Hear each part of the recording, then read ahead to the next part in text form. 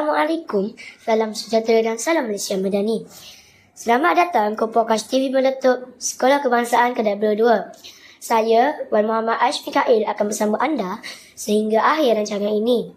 Pada episod pertama ini, kita sangat bertuah kerana dapat bersama Tuan Guru Besar yang kita hormati, Tuan Haji Othman bin Husin. Dan podcast kita kali ini, kita namakan Bicara Santai Bersama Guru Besar.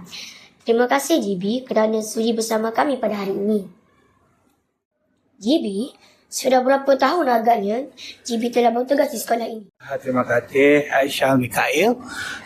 Sekali tahniah untuk TV PSS, TV Meletup PSS.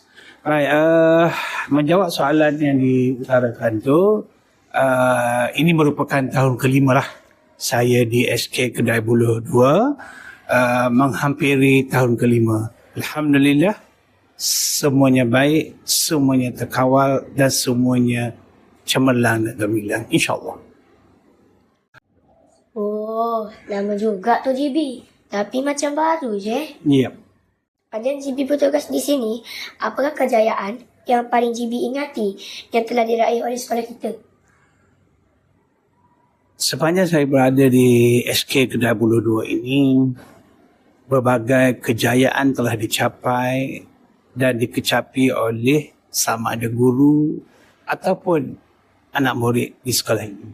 Antara kejayaan yang tinggi nilainya ialah beberapa orang murid kita terpilih untuk mewakili bola tampar ke peringkat MSSM, masuk mewakili negeri Kelantan. Okay, itu dalam bidang co-curriculum.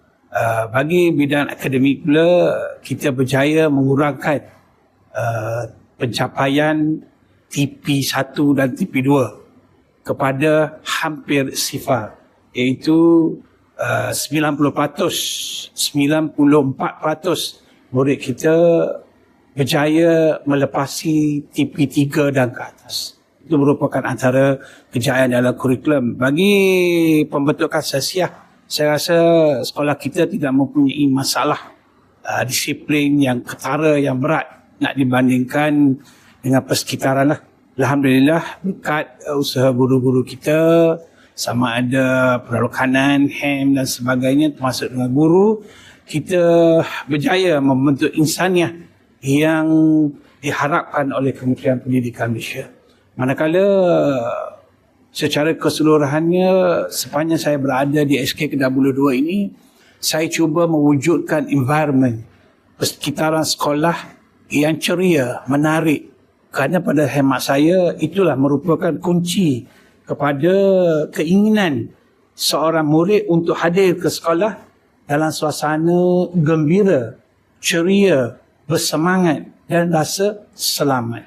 Juga untuk guru-guru, menyediakan prasarana yang mencukupi, menyokong konsep pembelajaran dan pengajaran. Itulah saya rasa di antara kejayaan yang saya capai di SK Kedah Bulu 2 ini. Apakah harapan GB terhadap perkembangan TV PSS sekolah kita? Lihat kepada senario sekarang, saya merasakan TV PSS podcast kita ini, SK Kedah Bulu 2 ini akan meluru ke hadapan dengan berjaya, insya-Allah.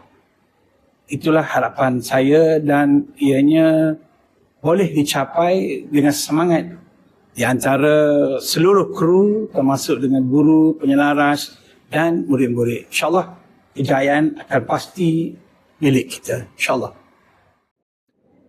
Apakah nasihat GB kepada murid-murid sekolah ini supaya berjaya dalam pelajaran dan sesiah?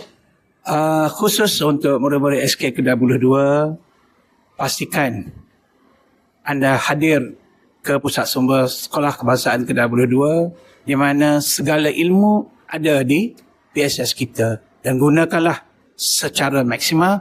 InsyaAllah pasti kejayaan milik kita bersama. InsyaAllah GB. Terima kasih GB atas perkongsian sangat bermakna ini.